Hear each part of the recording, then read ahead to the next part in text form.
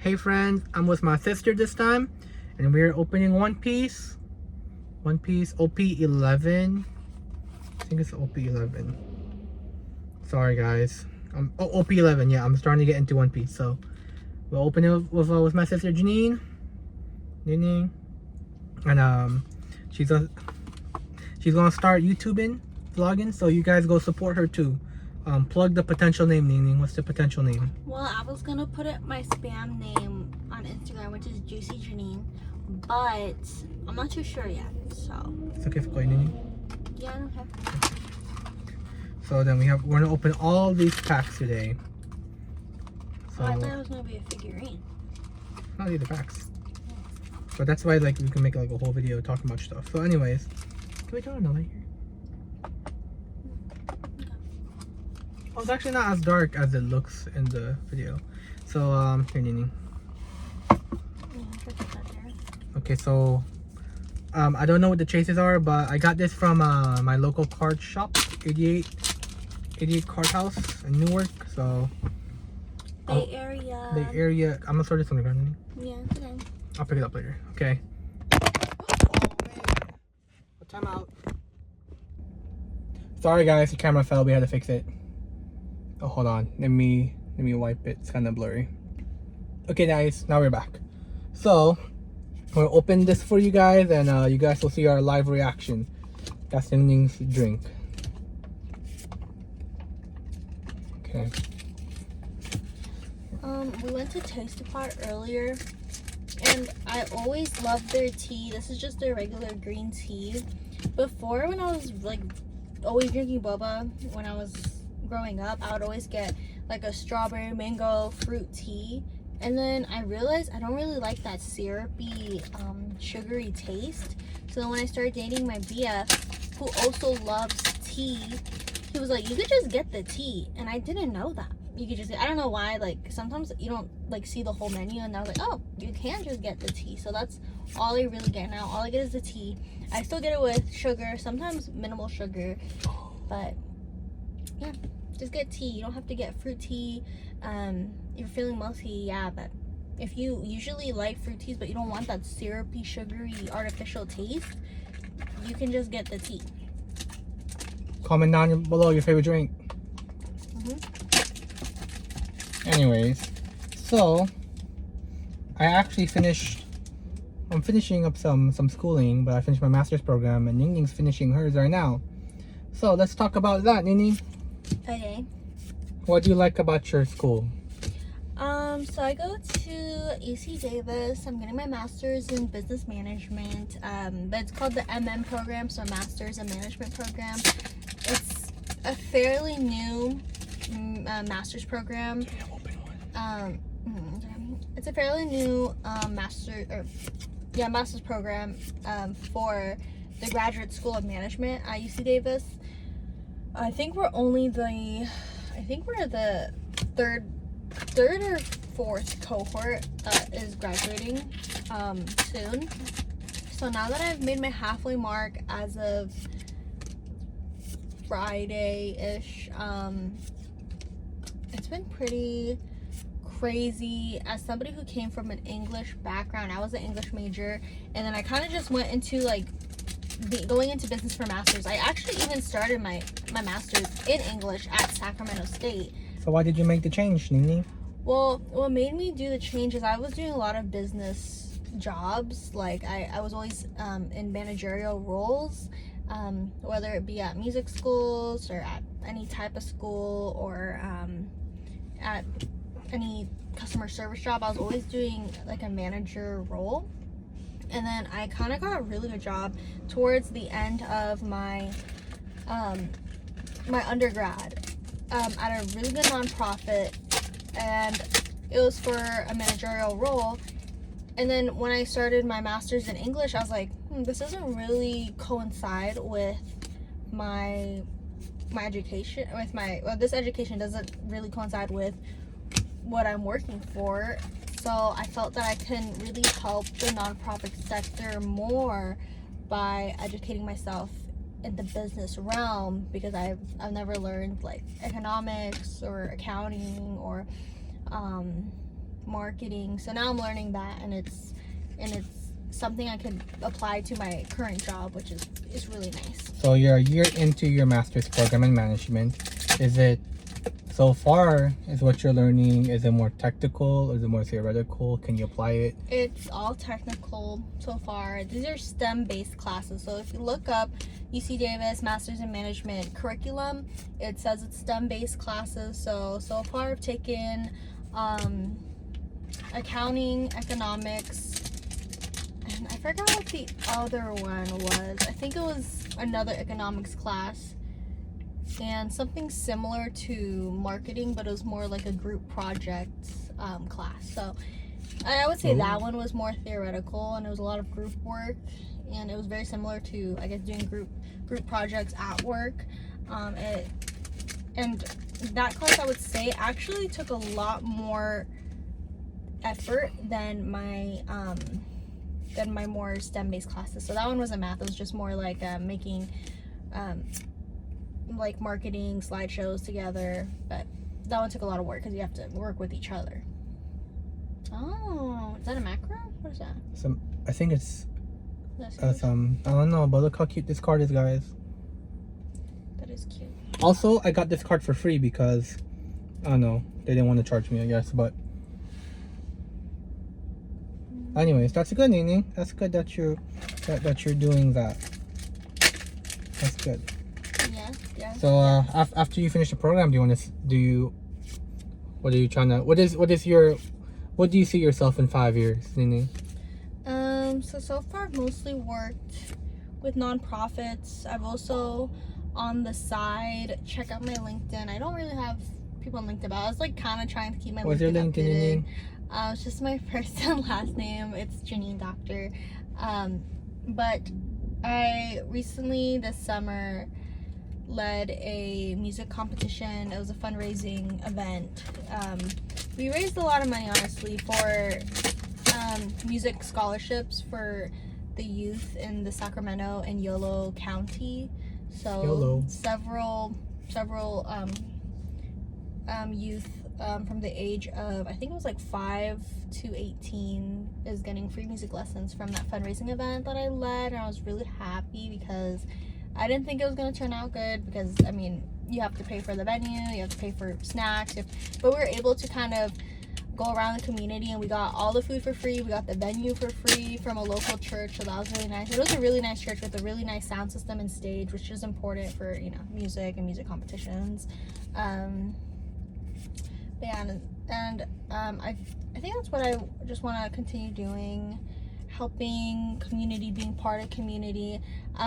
Maybe even after this job, when I get my master's, I've been looking at a lot of jobs that's titled around community management or workplace management or event workplace management. So a lot about managing events in an office or workspace, similar to HR, but not really HR. It's more focused on events. So like operations. Yeah, I guess. Or but event it's management. not. Yeah, it's not really daily operations, but it's for events, which That's I good. like. So you want to stay in the nonprofit sector? Yeah, I want to stay in nonprofit, but even if it's not nonprofit, but just like a cool company, maybe something revolving around music. I feel like I've always been around music schools, around music companies. Would you ever want to work in private? A private company? Possibly. I was recently learning in one of my classes how there's two types of workers. There's workers who enjoy work because they get money from it, and then there's workers who enjoy work because they feel fulfilled inside.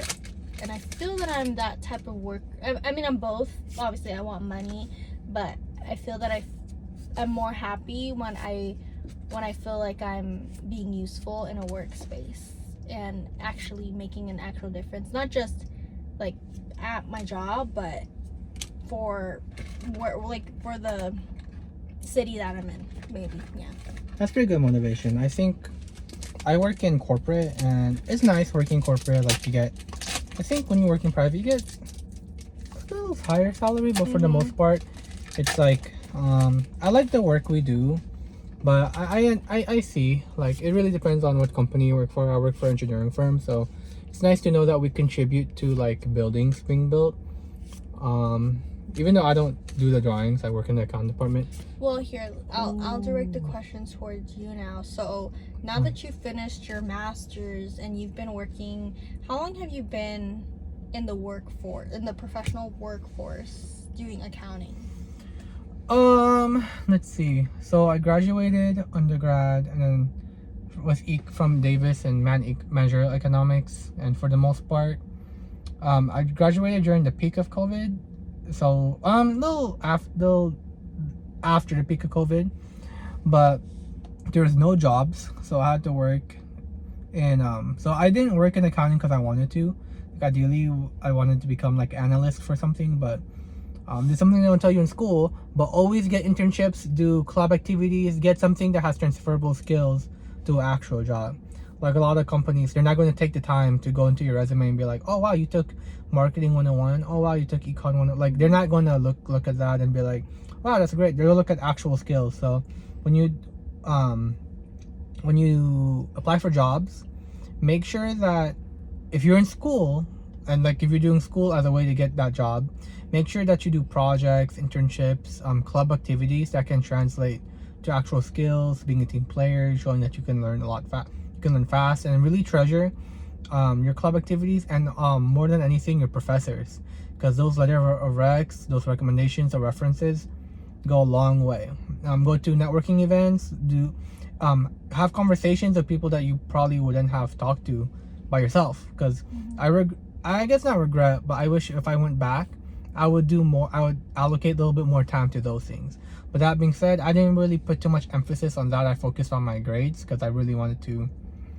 COVID really, not to make excuses, but COVID made classes a little hard for me because it was a whole new switch. So because of that, I wasn't able to translate my skills to a position as well as I would have liked. So that being said, I found myself working in accounting just because those are the jobs that are open at the time. So I worked in AP as an AP clerk. That's not really accounting. It's like it's a part of accounting where you're paying people, right? You owe people money. That's what AP is, accounts payable. But I didn't like doing that as like my only job. So after it was a contract position, after that ended, I found myself working in an architecture firm in the accounting department. So I was an accounting clerk there and learning more about accounting. I thought, oh, this is actually pretty good. And I saw like the job market for accounting is really a lot better versus other industries in the business world. Because in marketing, it's really like,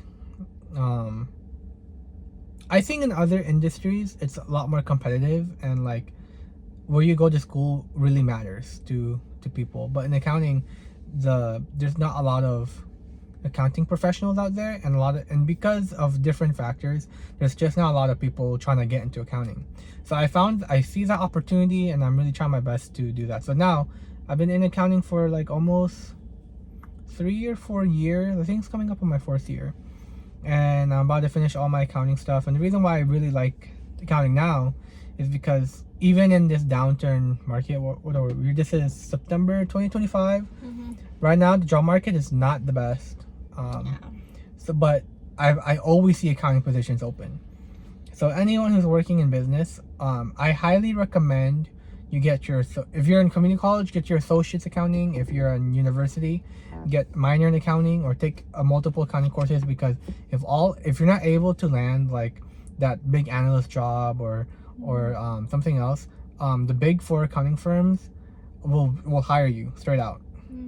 Or other boutique accounting firms will hire you straight out, given that you know the foundations of accounting. That's why I'm in accounting. That's why I like it. And people say like, oh, accounting's so boring, this and that.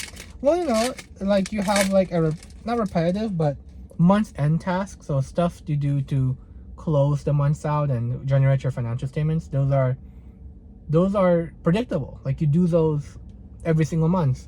So that being said, like I like that. Like you know what you're doing, and you every single month you'll have a chance to to learn it, get better at what you're doing. And if you take accounting courses, like, you can for sure like get better at what you want to do. That's why for Ning Ning, when she did her master's, she asked me, should I do my emphasis in accounting among like the other options. I said I encourage her to do accounting. Reason being, like, of course other emphasis are like, I'm sure there's value in them, but just from my experience, like, people who know how to read financial statements, people that understands what's making the bottom line, your net income or net loss, like, so big or so small, I think those people are a little bit more valuable to a business. That's just my opinion. So if you guys have a different, it's like very stable. Yeah, it's really stable. Every company, every type of business needs that. So and honestly, I'm not out here like working like 80-hour weeks. Yeah. You know, I still make decent money, and 9 to 5. 9 to 5. And even sometimes, like, you're able to like the work-life balance. The work-life balance is good, because, you know, we're put this down and then open this because it's a little dark now. Oh yeah. So that's why, like, if you want to do business, I highly recommend that you learn accounting, or you have like accounting built into your program. This is the last pack. Let's see what we get. We actually got some pretty good cards. I don't know, but oh, okay. And off of the SR. All right, do you have any more cards? Okay, I will show you guys the hits or the cards I like.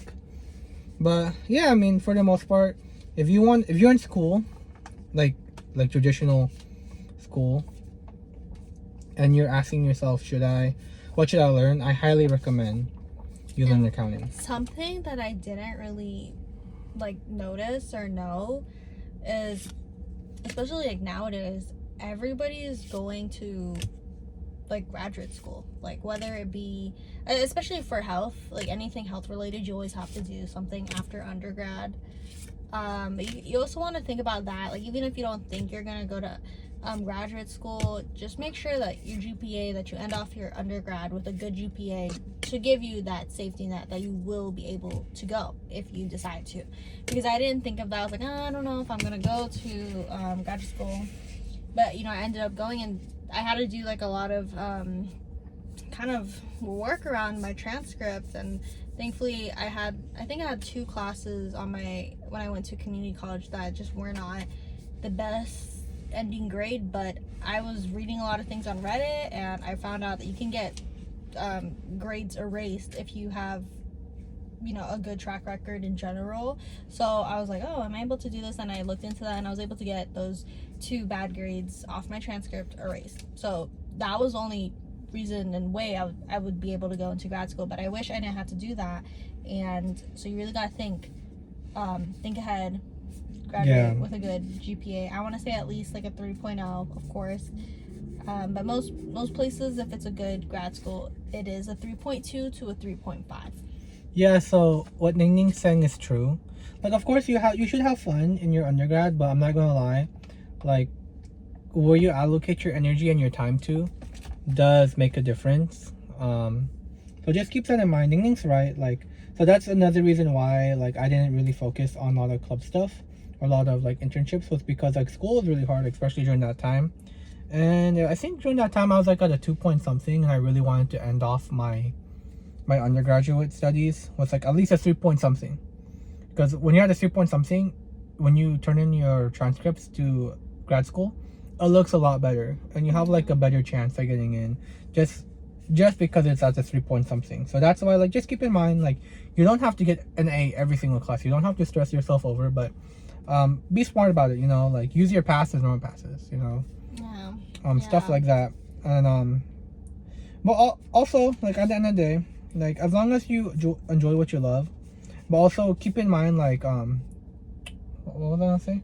Like, there is like you shouldn't have like unreasonable expectations for amount of work you put in, you know. So if you put in like 50% of effort into something, the result will most likely be that, you know. So just put an honest effort in what you do. And one piece of advice I would give to my younger self is do the hard things early in life, you know. Like, my first thing I wanted to do was go into law school, and, you know, law school is great. It just didn't work out. because I took that LSAT multiple times, and man, I just could not. I got like a meh score the first couple of times, but I just couldn't get in.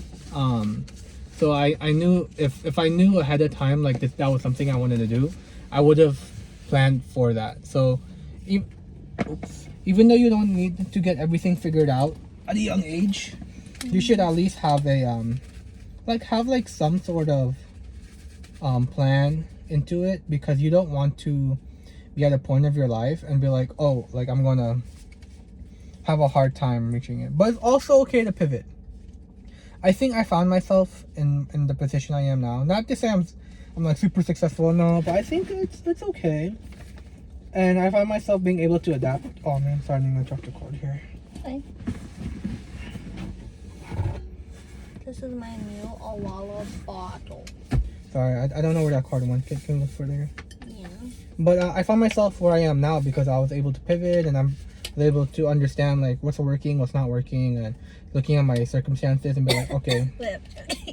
Oh, Awala. I'm sorry, Awala. You kidding me? Oh my god. Oh. I'm gonna pause it. Oh my god. Sorry, we had to take a technical break. But anyways, the water went down the wrong tube, so I gotta take a break. But anyways, yeah. Just to wrap up this video with my favorite cards we pulled and the ones we picked up. But also support and follow Janine. Hopefully her first vlog and YouTube channel will be set up, so I'll link it down below maybe. And then and encourage her, guys, and send lots of love and great comments and likes on her videos. But also, just to wrap up, you know, just I guess put a good effort in what you do, what you want to do, and have fun. But just keep in mind where you put your time and energy to really matters. So anyways, these are the hits. These are some of the favorite cards I like. Category, I think his name is Kobe. Well, these are kind of meh, but I like this Dawn card. And the dog. Maybe this will be a thumbnail. Okay, that's a thumbnail. Bye, guys.